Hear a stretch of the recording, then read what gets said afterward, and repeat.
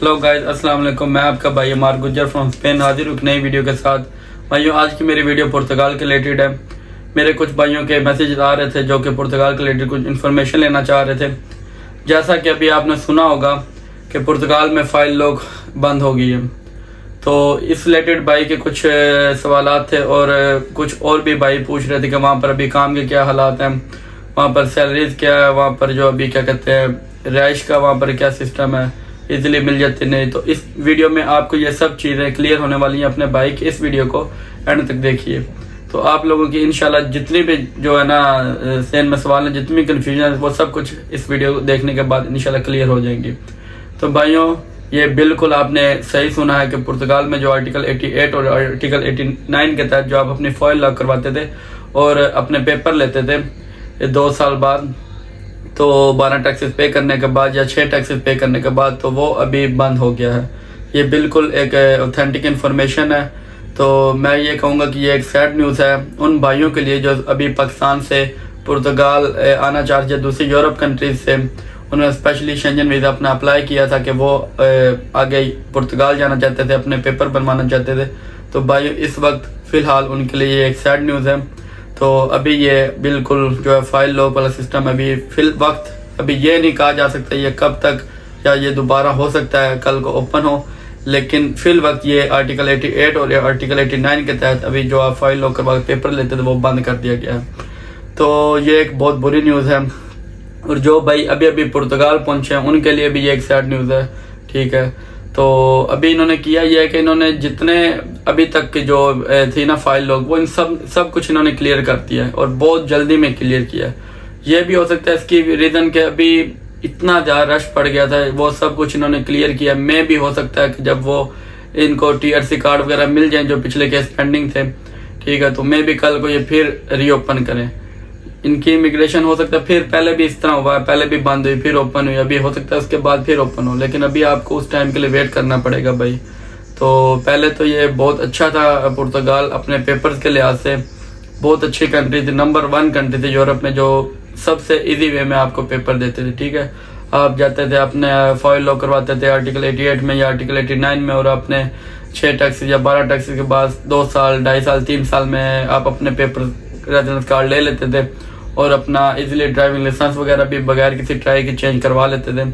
तो अभी कुछ जो है आगे आपको ये मसले बन सकते हैं अभी, क्योंकि इन्होंने फाइल लॉक बंद कर दिया है। हाँ, अभी बस उन लोगों के लिए जाना बेहतर है पुर्तगाल जो लोग भाई स्टूडेंट वीज़े पर आ रहे हैं या जॉब सीकर वीज़ा है या उनके पास कोई वर्क परमिट है, तो उनको अभी रेजिडेंस कार्ड मिलेंगे।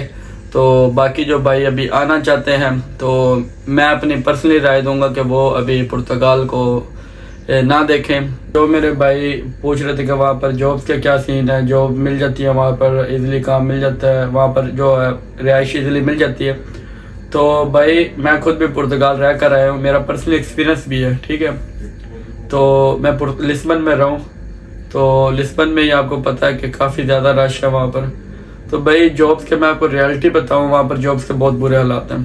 ठीक है, जो मेरे भाई वहाँ पर गए हैं, वहाँ पर UK से लोग आए हुए थे लड़के काम के लिए, अपने पेपर्स के लिए, डेनमार्क, जर्मनी, फ्रांस, पता नहीं किधर किधर से आए हुए थे। यकीन करो कुछ लोग वहाँ पर जो है ना, मेरा आपको डिमोटिवेट करने का हरगिज़ मकसद नहीं है, मैं भाई आपको एक रियलिटी बता रहा हूँ। ठीक है, तो बाद में क्या होता है कि आप एक किसी कंट्री में आप पूरा आपने कोई टाइम गुजारा था, आपका वहाँ पर काम सब कुछ एक सेटअप पूरा बना होता है, तो आप एक जगह पर दूसरी जगह पर आते हैं लोगों की सुनी सुनाई बातों पे, तो वहाँ पर आपको जब अगर काम नहीं मिलता, आपको रिहाइश नहीं मिलती या एक रूम मिलता उसमें अगर फॉर एग्जांपल 4 लड़कों की जगह 4 बंदों की बेड स्पेस है, तो वहाँ पर उन्होंने 10-10 लड़के सुलाए हुए, तो आपसे पैसे ज़्यादा चार्ज कर, तो ये चीज़ आपको रियलाइज तब होगी। ठीक है, तो तब जाकर आप अपसेट हो जाते हो। तो पुर्तगाल में भाई जो है जॉब्स के हालात बहुत बुरे हैं। ठीक है, वहाँ पर आपको काम मिलता है तो फार्मिंग का मिलता है, वो भी विलेज साइड पे ना। ठीक है, आपको विलेज साइड पे घर देखना होगा, उस साइड पे आपको फार्मिंग का काम मिल सकता है और फार्मिंग का काम भाई पुर्तगाल में इतना इजीली नहीं है। ठीक है, करना एक तो गर्मी बहुत होती है और बहुत हार्ड काम होता है। ठीक है, और फार्मिंग का काम में ये होता है कि अगर आप ये ना सोचें कि आपको जो है हर पूरे मंथ वो आपको जो है ना हफ्ते में जो है 5 दिन आपको काम पर लेके जाएंगे, ठीक है। कभी कभी ऐसा हफ्ते में आपको 3 दिन वो काम पर लेके चले जाते हैं, कभी कभी 2 दिन भी लेके चले जाते हैं, ठीक है। तो कभी कभी आपको नहीं भी लेके जाते, इनके काम का आगे होता है ना, ठीक है। काम पे डिपेंड होता है, काम होगा तो वो आपको लेके जाएंगे। अगर फॉर एग्जांपल एक ओनर है आपका फार्मिंग का, तो वो एक किसी जगह पर उसको 10 बंदों की जरूरत है, ठीक है। तो वो जो उसकी जितनी लेबर टीम होगी उसमें से वो 10 बंदे सिलेक्ट करेगा अपने काम के लिए, ना कि वो उसके पास 15-16 बंदे हैं, ठीक है, या 20 बंदे हैं या उससे ज्यादा, तो वो सबको लेके जाएगा उस काम पे। तो वो उनमें से जो 10 परफेक्ट जो है ना लेबर होंगे, ठीक है, जो अच्छा काम करते हैं, वो सिर्फ उनको लेके जाएगा और उनको वो वहां पर काम करवाएगा। तो बाकियों के इस तरह जो है ना वहां पर अक्सर जो है उनके काम भी सोचते हैं, उनका दिन जो है वो जाया जाता है, ठीक है।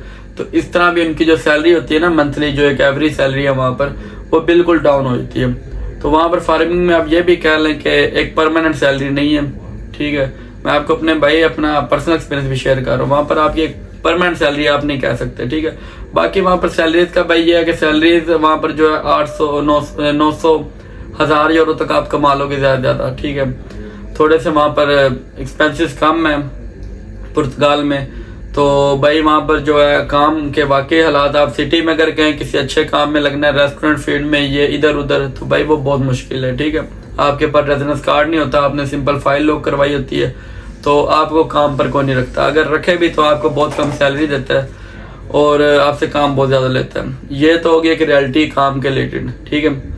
दूसरा भाई आपको बताया कि वहाँ पर रहाइश के भी भाई इस टाइम हालात बहुत बुरे हैं, रहाइश बहुत मुश्किल से मिलती है, बहुत महंगी वहाँ पर आपको जो है बेड स्पेस मिलती है इस टाइम, और अच्छी नहीं मिलती। तो अभी वहाँ पर रहाइश के भी बहुत ज़्यादा मसले मसाइल बन चुके हैं, वहाँ पर अभी काम के भी बहुत ज़्यादा मसले मसाइल बने।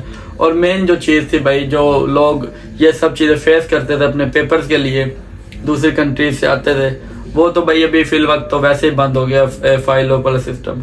तो अभी मेरी पर्सनली भाइयों को यही राय है कि अभी वो पुर्तगाल के बारे में ना सोचे कि वो पुर्तगाल जाएं और वहाँ पर स्टे करें, ठीक है। तो पहले तो ये होता है चलो कि इंसान अगर कुछ मुश्किल टाइम गुजारता है, अपना फेस सब कुछ करता है, तो उसको पेपर जो है ना आर्टिकल 88 में, आर्टिकल 89 में मिल जाते थे। लेकिन अभी वो इन्होंने बंद कर दिया सिस्टम। तो अभी मेरे ज़हन के मुताबिक अभी आपको पुर्तगाल नहीं जाना चाहिए, आपको इटली, स्पेन या किसी और कंट्री मूव होना चाहिए, ठीक है। तो बस जो भी फैसला करें मेरे भाई, सोच समझ के फैसला करें, ठीक है। अपना जिस कंट्री में भी आपने जाना उसके बारे में पहले आप पूरी रिसर्च कर लें। तो ये भाई पुर्तगाल के रिलेटेड बहुत ही एक सैड न्यूज़ थी। तो बाकी अब जो भाई अपने पेपर लेना चाहते हैं वो किसी और यूरोपीय कंट्री को देखें, स्पेशली उसमें इटली है, आप इटालिया चले जाएं, इस्पानिया है, आप स्पेन आ जाए इधर। तो ये अब अच्छी कंट्रीज हैं पेपर के रिलेटेड। तो यहाँ पर भी एक पूरा प्रोसेस, आपको प्रोसेस से गुजरना पड़ेगा और फिर आपको पेपर मिल जाएंगे। लेकिन फिल वक्त पुर्तगाल में जो है भाई वो अभी फाइल लॉक वाला बंद हो गया। अगर आपने पेपर लेने हैं तो आप स्टूडेंट वीज़ा पर जाएं, आप वहाँ पर जॉब सीकर वीज़ा लें, आप वहाँ पर, या फिर वर्क परमिट पर जाएं।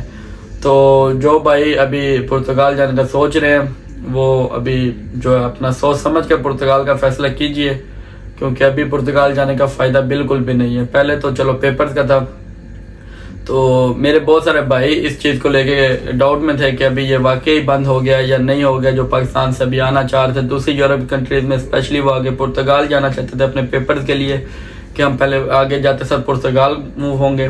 तो उन सब भाइयों को मैं उम्मीद करता हूँ कि ये बात क्लियर होगी कि अभी वहाँ पर जो है पुर्तगाल में फाइल लॉक का सिस्टम बंद कर दिया गया है, ठीक है। तो अभी आप हरगिज़ ये अपना फैसला ना कीजिए, ये आपको पर्सनली मेरे भाई की राय है। तो बाकी आप जैसा बेहतर समझते हैं। तो इंशाल्लाह उम्मीद करता हूँ कि आपको अपने भाई की वीडियो पसंद आई होगी, आपको एक आइडिया हो गया होगा पुर्तगाल के रिलेटेड, वहाँ की रियलिटी क्या है इस टाइम, तो वहाँ के हालात क्या हैं। तो इंशाल्लाह फिर मिलते हैं अपनी अगली वीडियो में। अपना ख्याल रखिए। अल्लाह हाफिज़।